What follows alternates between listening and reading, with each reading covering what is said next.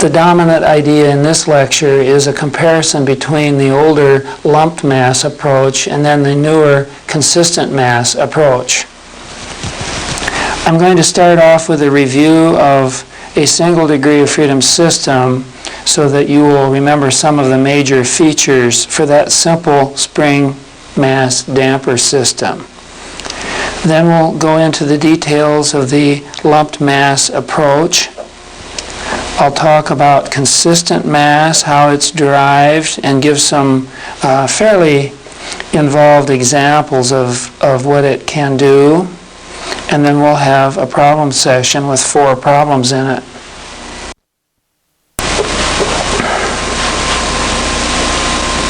Let's review the single degree of freedom system as an example of a simple oscillator. This will have a point mass, a spring, and a viscous damper. The spring symbol is this ziggy-zaggy line that looks like a coiled spring from the side and is universally used. The symbol for a linear viscous damper is the dash pot symbol, literally representing a pot of oil with a dasher in it. I've made such dash pots and they really work. They really are linear. The mass, although it's shown as a larger elliptical body, is meant to be a point, and we're only interested in its motion along this U direction. That would be measured from rest. Gravity is usually neglected in this problem so that we aren't worried whether this is vertical or horizontal. The external force is shown. It's relatively easy to derive the equation of motion by giving this mass a positive increment in displacement, velocity, and acceleration. You then find there are these mechanical forces that oppose that motion, including the inertia, the damping, and the elastic forces. The driving force is this function of time, which is presumed to be given. Now we're going to look at this problem for both free vibration and then forced response cases. The first case is free vibration, and that's where you set the damper to be 0 and remove the external driving force. You then have this simpler equation, and the question is whether the inertia forces can be balanced by the elastic forces at all points in time. Because this is a linear ordinary differential equation with constant coefficients, one common solution approach is to guess an answer with some undetermined coefficient in front and then some functional form here. Now we know that the cosine function, when 2 derivatives are taken, yields a cosine function again. You will get a minus omega squared pulled out of that derivative, and that has to be accounted for. This omega that we've included is in fact going to be related to what we call the eigenvalue. It is a frequency of oscillation in radian measure. And when we put this assumed solution into the 2 locations in the differential equation, the equation expands into this form. The constants now can be collected, shown on the next figure.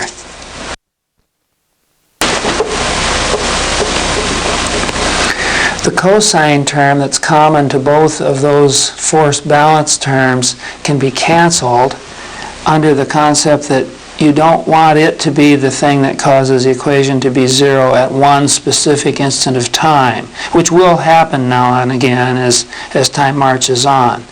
But we want this equation to be true for some interval of time from the present into the future.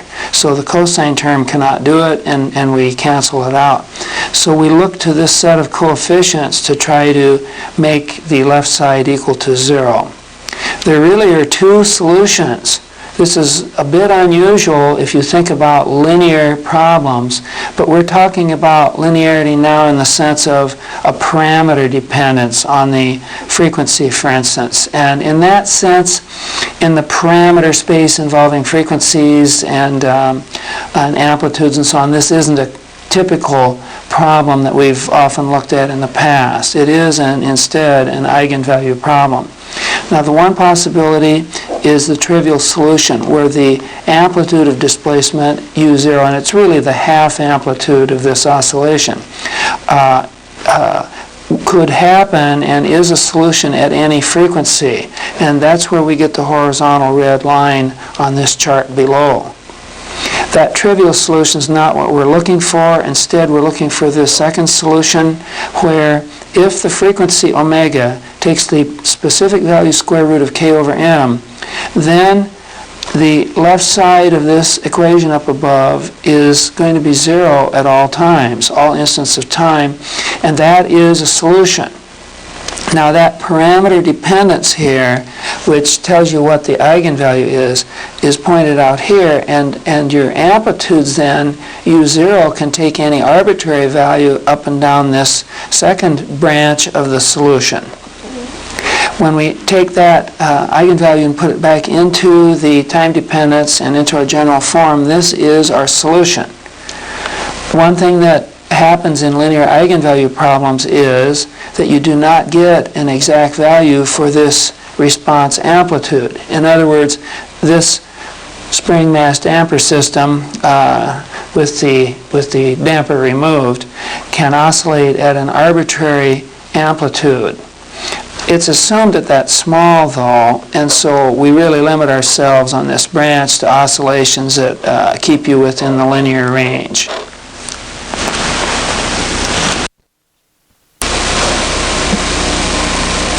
The eigenvalue problem that we've just discussed points out some of the system characteristics. The frequency that you get, which is a natural frequency, is a measure of how stiff the system is compared to its own mass. So many people are interested in such a frequency of a system, particularly the lowest frequency when you have a number of those frequencies. Sometimes the eigenvalue is taken to be the frequency squared, or some frequency squared times some other system parameters. But the general concept of the eigenvalue problem has been laid out. Now the next thing is the response problem.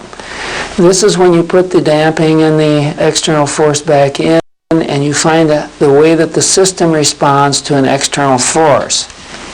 The simplest case like that is where the external force is harmonic.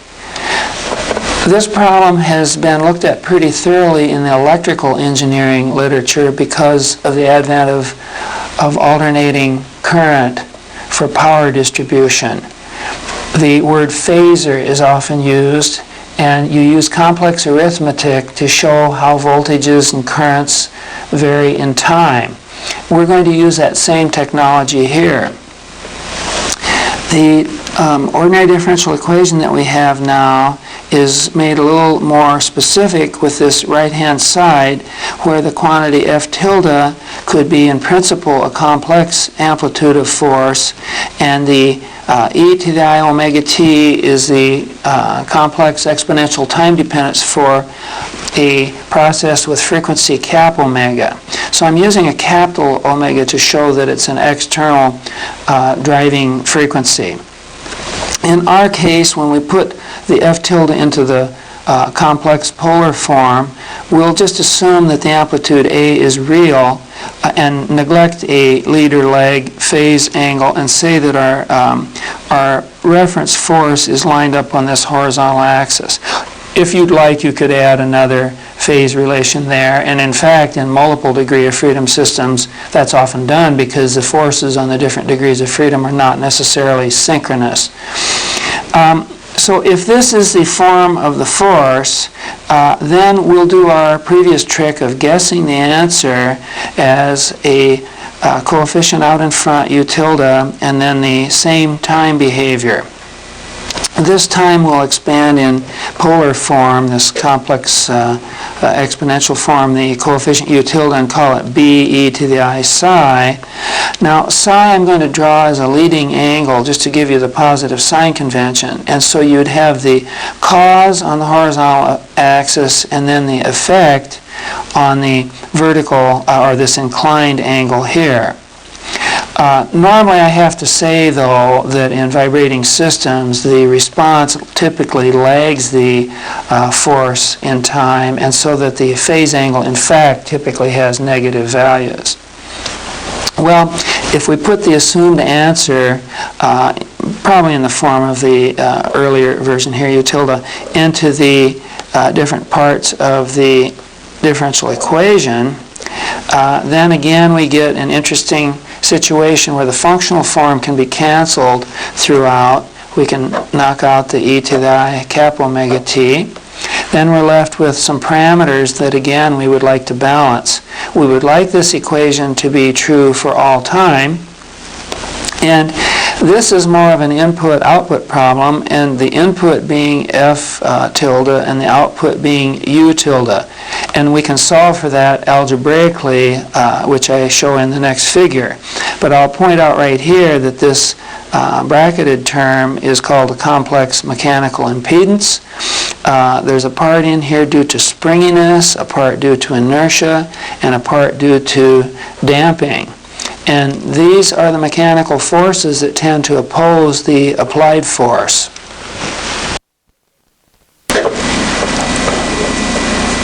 Let's look at the frequency response curves for this case. Above you have the plot of amplitude of response versus the driving frequency. Below you have the phase of the response versus the driving frequency. Here we've written the response in a polar form, and it's equal to the amplitude of the driving force over the complex mechanical impedance. Each of the terms in here in the impedance will dominate for a certain frequency range. When frequency is low, then these mass and damping terms drop out and the stiffness dominates. So that in this region here, you're getting basically a static response, and the system will just follow the load in a rather slow way. You might call it quasi-static response. At the high frequencies, the inertia terms dominate the impedance, and then they oppose the effect of the external force. It's very hard for that force to drive a system like this at a frequency well above the natural frequency of the system. The intermediate frequency range here near resonance is due to a cancellation of these two terms, leaving the damping in charge. This is often a very steep peak, and the sharper it is, then that shows that there's less and less damping. Conversely, if it's a broader peak, then it shows that there's more damping. The frequency involved we call the resonant frequency. Sometimes I'll call it omega sub r. It can be shown in viscous damping cases that that's a little less than the so-called natural frequency that we already discussed. Down in the phase diagram, we find that resonance occurs at the 90-degree phase lag position.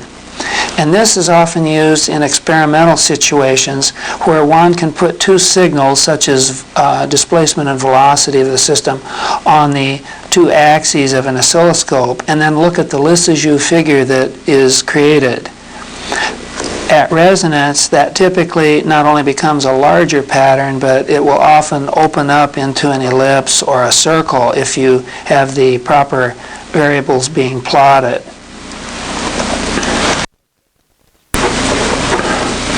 The lump mass method is the old reliable way to tell how to redistribute the masses in a continuous system and concentrate them on the nodes. It works very well, especially if you have a fine mesh, because then the mental project of moving these masses around makes more sense. You only include translatory effects so that you do not attribute rotational effects to the nodes. So this is only a way of moving the masses from the interior of an element, say, out to the boundaries at the nodes in some rational way, but neglecting the resulting change in rotational moments of inertia and so forth. This leads to diagonal matrices in the mass matrix. Well, the procedure is quite intuitive. For instance, if I have a rod shown here, then we'd have the translations of the nodes along the axis.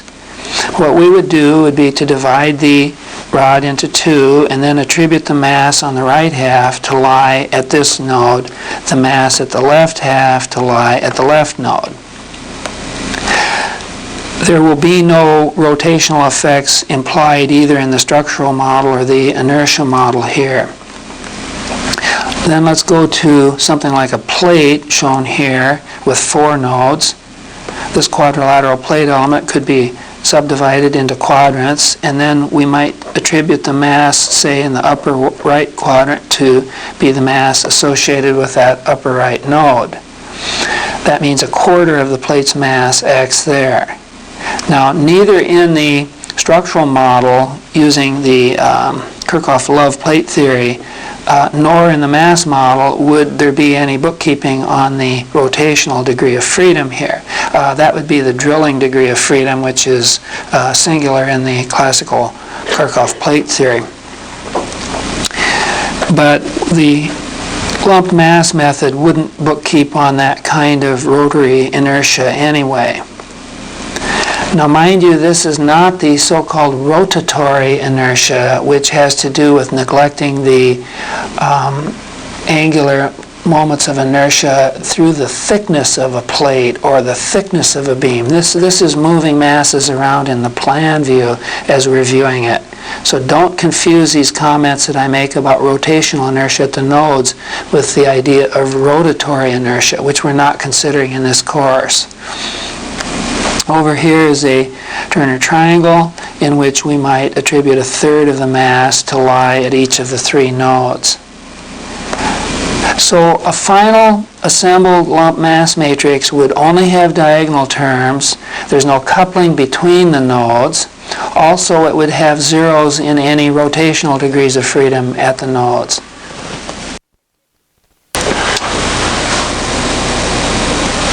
Interestingly, when you move the mass from the interior of an element out to one of the nodes, the final mass collection of terms that act might be more than the total mass of the structure.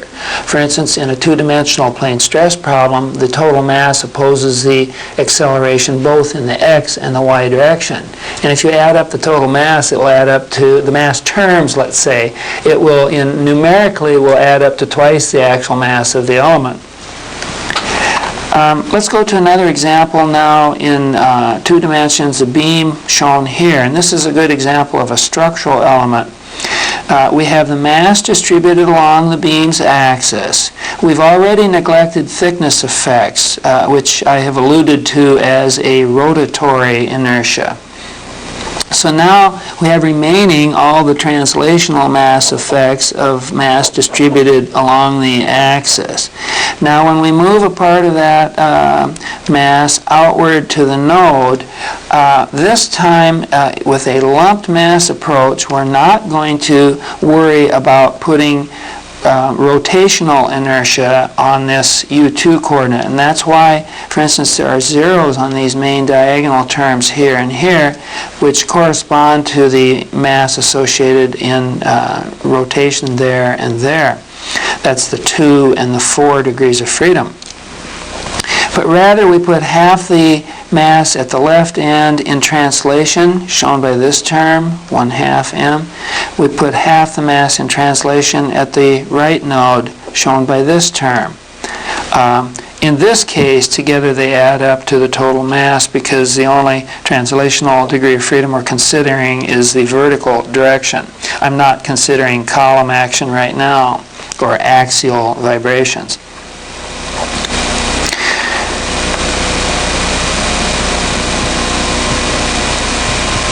The second example I'm going to give here is the Turner triangle shown below. This is what I call an elasticity element. It only has defined translations at the nodes. And so that question of how to handle an amount of mass spread over space, for instance, this crosshatched region, how to translate that up to this node doesn't even bring up the question of rotational inertia in the plane.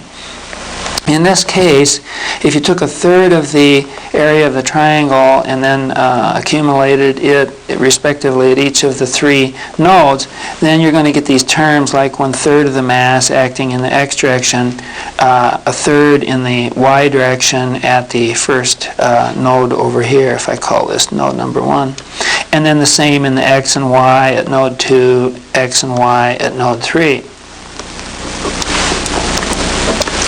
The mass terms that we're developing here are going to be called M, I, J, and in each case this is going to be the term that causes the force that opposes acceleration, and it's the force in degree of freedom I due to a unit acceleration only in degree of freedom J.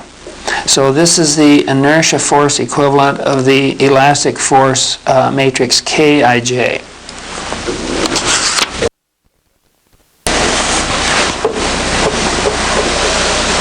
One way to look a little bit at that mass matrix is to do a contrived experiment. I call it a mental experiment, where we artificially accelerate 1 degree of freedom and then see what inertia forces result.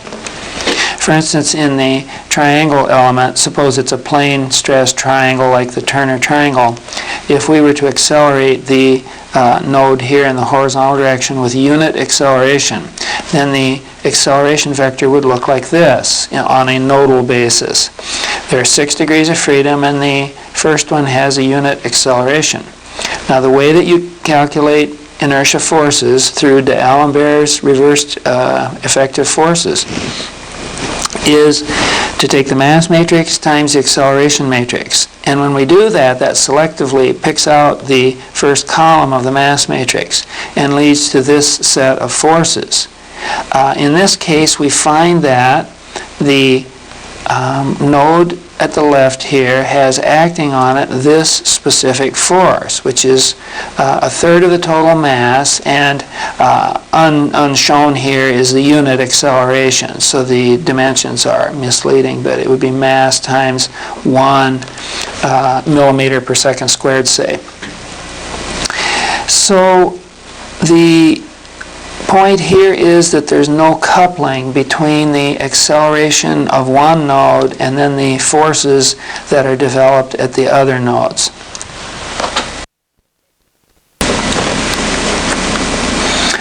Let's develop the concept of the consistent mass matrix. We're going to start off by looking at the forces that act on a small infinitesimal bit of material. Here's such a small bit, dx, dy, dz in size, embedded in a continuum problem.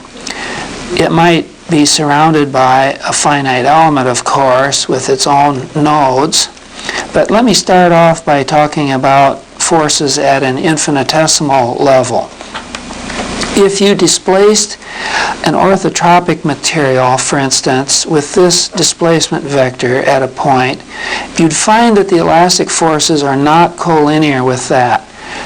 Generally, they'll oppose the motion unless you have a perpetual motion machine, but they won't be collinear because the material will have stiffness that's higher in some directions than others. And so this is kind of an interesting concept.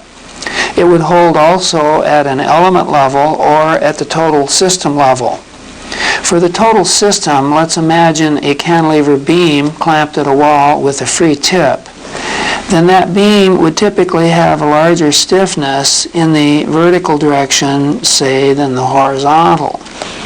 If I take that beam and move the tip with an enforced displacement at 45 degrees, you would find that the force generated to oppose that out at the tip internally would be at an angle, and that would be because the elastic forces are much larger in the vertical direction for a given displacement.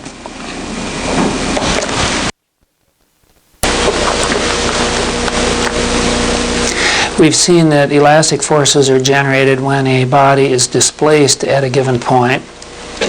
Suppose we consider derivatives of displacement. Are there forces developed when you have velocities. Yes, we call it damping primarily, but there also are Coriolis and gyroscopic forces. When you have second derivatives, those are our accelerations, and they cause inertia forces, both due to the material itself, and then if there's surrounding material, you sometimes get added mass due to fluids surrounding the structure. If you think about a third derivative, you get what's called jerk by some people in a physiological sense, that sometimes the human body braces itself against the acceleration, and then when the acceleration suddenly stops, as when an automobile finally rolls to a stop, then you see the passengers jerk because they've braced themselves against that acceleration field, and when it disappears, which is a derivative effect, then your body reacts unpleasantly. Higher derivatives don't seem to be of any interest to us. The physical forces tend to stop then at the second derivative, and we have a third derivative that seems to cause some physiological effect. Now, the velocity-dependent force that's a viscous damping would oppose collinearly the velocity, as I've shown here, and cause this red arrow. The amplitude of such a force has been assumed to be some coefficient, and then in this case we take a volumetric amount of material and then the value of the velocity, the magnitude of the velocity. So when you work this out for steady vibrations, for harmonic vibrations, you find that viscous damping varies as frequency, because the frequency makes the body go faster for a given amplitude. And it turns out, though, that this is not a real good model for structural mechanics. Damping that's proportionate to volume and a viscous effect in the interior of a body isn't really the way it works. So I say this is a debatable model for damping. Instead, we're going to use what's called structural damping. And that has some curious features that we'll discuss later in a separate lecture. But in general, it's a damping force that would again dominantly oppose the velocity, but it has a magnitude that's proportionate to the elastic forces in the body. And so in particular, the spatial distribution of that kind of structural damping seems to be spread through the body where the stiffnesses are located. Now, nobody really fights this idea that there is a reversed effective force that opposes acceleration, and it again would be an amount of mass, rho dV, times the acceleration to give the magnitude. So F equals ma has been pretty well proved by now, and that's non-debatable.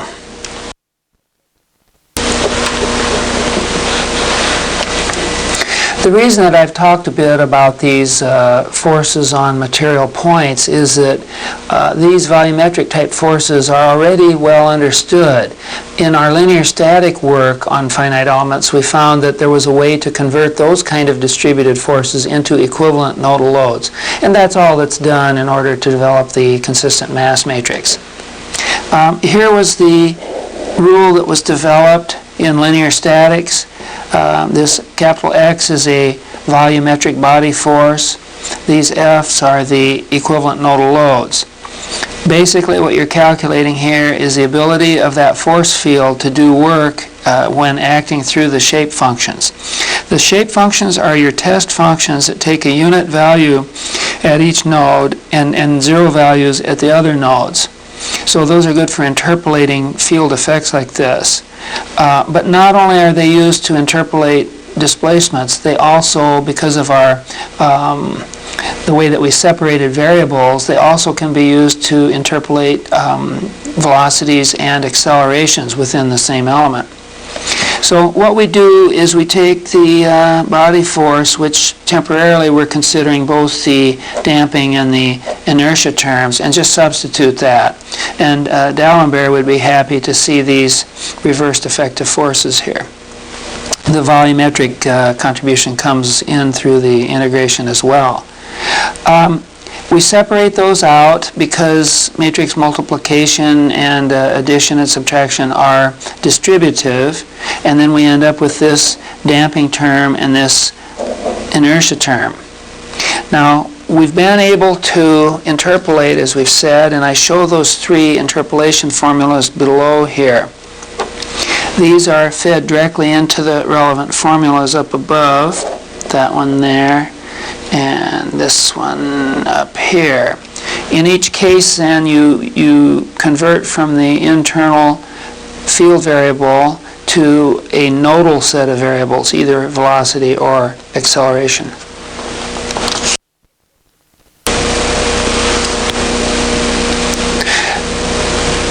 The nodal displacements are not a function of the spatial coordinates, and so they can be pulled outside the integrals. So the nodal velocities are pulled out here, and the nodal accelerations pulled out here. Notice the quadratic form that appears in the interior. These are somewhat like energy calculations. The dimensions may not look like it by now, but this is starting to approach something like a kinetic energy over here, and the shape function squared then plays that role of looking a little bit like a velocity squared. We will call the term that has the brace under it the consistent mass matrix. It's right here now, the integral of density times a shape function transpose times a shape function integrated over the volume. So it's a very geometric kind of quantity. We'll do the same over here on damping, and we can call it a consistent damping, but it's not really a useful concept. Well, we can take both of these consistent matrices, and they convert what was once a field effect into a set of concentrated forces. These forces, through D'Alembert's idea, convert our problem into an equivalent static problem, where you have here on the left the elastic forces set equal to all of the forces on the body. And these are given concentrated forces at the nodes, and then these are equivalent nodal loads that we've just calculated. When we put the actual values in, we get the damping matrix times the velocity vector, the mass matrix times the acceleration vector. The common way to express such a differential equation is to put the highest derivative to the left, so the acceleration term is brought there, then the velocity, then the stiffness, and then the external forces that truly were concentrated at the nodes from the outset.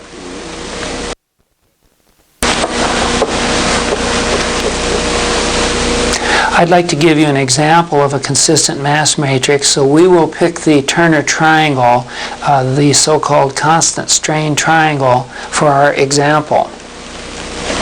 Here's a 3-noded triangle.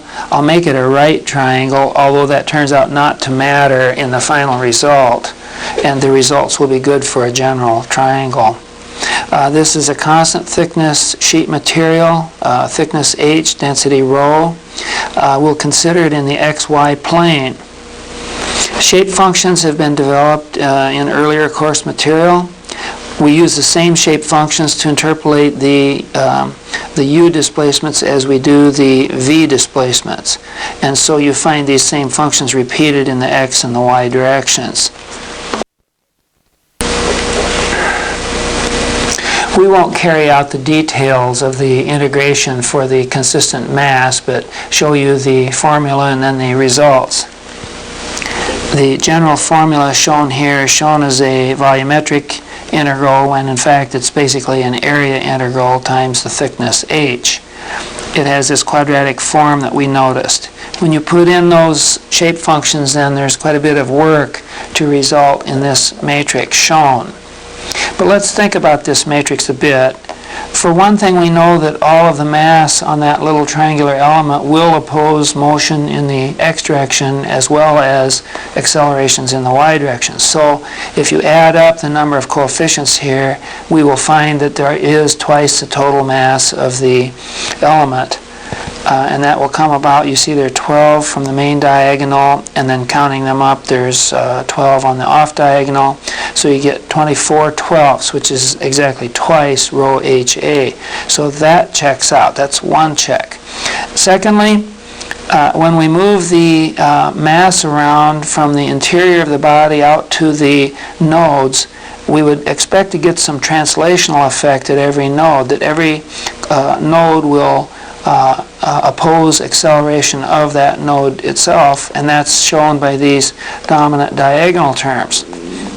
But in addition, in this case, there's coupling. That is, an x acceleration at node 1 will in fact cause a force at node at node 2 in the x direction. So that's what this term here is, the M13. If we think of the degrees of freedom as having been numbered in a kind of regular way, 1, 2, and then 3 here, then the coupling is between the horizontal components acting on that triangle. You don't get coupling between the x and the y coordinates in this sense on acceleration, so the matrix has a lot of zeros then that are the terms that would attempt to do that. So the coupling is interesting here, and I guess I wanted to mention the diagonal, strong diagonal terms are a check that we'd like to have. You certainly don't want a negative term on the main diagonal because that would lead to a perpetual motion machine. So it will turn out this same expression holds for other triangles.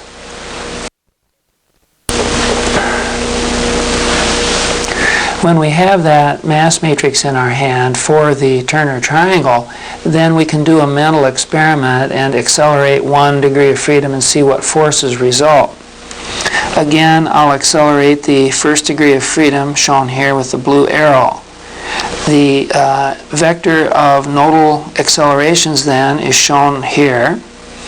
And when you put that into the form of the reverse effective forces, then it selectively picks out the first column of the consistent mass matrix. When we put those terms in, we get this set of reversed effective forces. And they distribute the load then over all 3 nodes. So this simple acceleration at one node causes these reactions from the inertial terms in the body. And this shows a coupling then between the acceleration and the forces at the 3 nodes.